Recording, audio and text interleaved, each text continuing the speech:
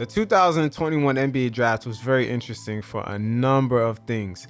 And once again, I keep saying the Knicks are hitting that sweet spot where they just gonna have to start getting higher end talent around RJ and Randall.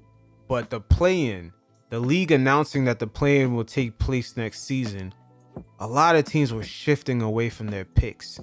Because a lot of these picks, especially if they're not at the top end of the draft, they're not as important, especially when a lot of teams who normally don't make the playoffs see a pathway of making their season a bit more interesting and giving their fan base something to get a little bit more excited for. Because you have to remember, we're coming off the pandemic and ratings overall for almost 90% of the teams are down. So ownerships have to find new ways of keeping fans engaged and interested in the teams. And this play-in is a big meal ticket for a lot of teams to keep their seasons interested, particularly the smaller market teams.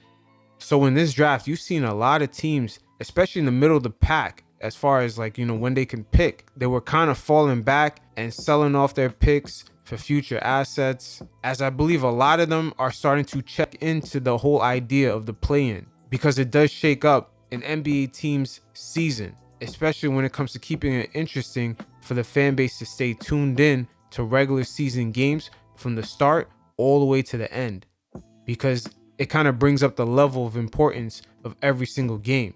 So in a way, this year's draft became the draft where a lot of teams basically delayed themselves from making any moves. I am not sorry for something I didn't do, and I am not sorry for the things I did do.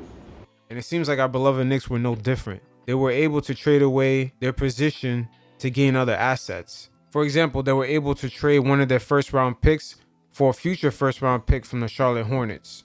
Also, Leon Rose and the Knicks front office were not afraid to trade some of their positions to gain more assets, and at the same time, they were still able to get the guys that they were aiming for.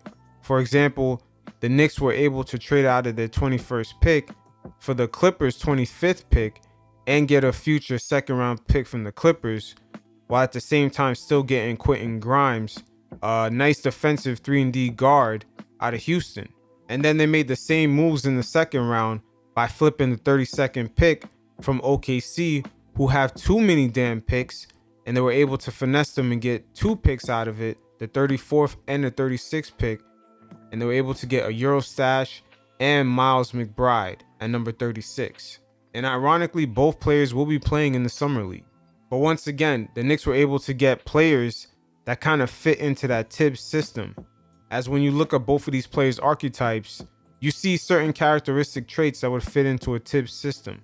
And of course, with the 58th pick, the Knicks picked Jericho Sims, an athletic, high-flying center out of Texas. So the 2021 draft is basically Knicks fans' second experience with Leon Rose being the captain of the ship. And when you compare it to last year's draft, you see one thing that sticks out is that Leon Rose is using his connections and he's working out a lot of deals. He did the same thing last year, and he's not afraid of moving out of his position and still getting not the best talent available, but guys that fit into the system that the Knicks are trying to run. That's one thing that I've noticed that kind of stuck out. And even though Leon Rose sometimes trades out of his position, he keeps acquiring more assets every single time. And he seems to know which teams have extra picks, particularly second round picks that they might not need anymore, or maybe they don't value as much at the time, and they rather just use that as a throw-in to move up and get a guy that they're keyed on. He seems very in tune with that. And once again, this is judging by the last 2 drafts that the Knicks have been in. And speaking of Leon Rose being the captain of the ship, during the draft, during my live call-in show, which you guys could check out, 8th Avenue Conversations, definitely sign up for the email list so you guys could get the notifications when we're doing that live show. But I was talking to Chef, and he basically said something that kind of stuck out with me. He was really confused by some of the moves the Knicks were making. He was like, yo, but they got Worldwide West and Leon Rose. Like, these moves are too slow and steady. And at first, it didn't really stick with me. I thought about it like a day later, and I'm like, you know what? He's right. Leon Rose and Worldwide West are here for direct access to the big dogs in the league. They're here to remind the superstars in the league, oh yeah, I see you. You're doing your thing in Phoenix, or you're doing your thing in Washington, Atlanta, Toronto, Utah. Oh, I see you out in Denver. Okay.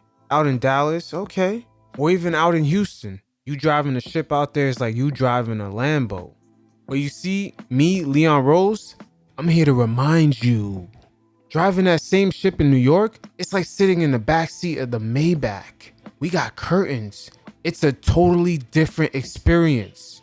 Did you not see Amari Stoudemire? He was going to the opera. He was going to the Met Gala before NBA players were even being invited to go to the Met Gala. Once again, being a Knick, it's a totally different experience and it's one of one. And that's what Leon Rose and Worldwide West is here to remind the superstars of the NBA today.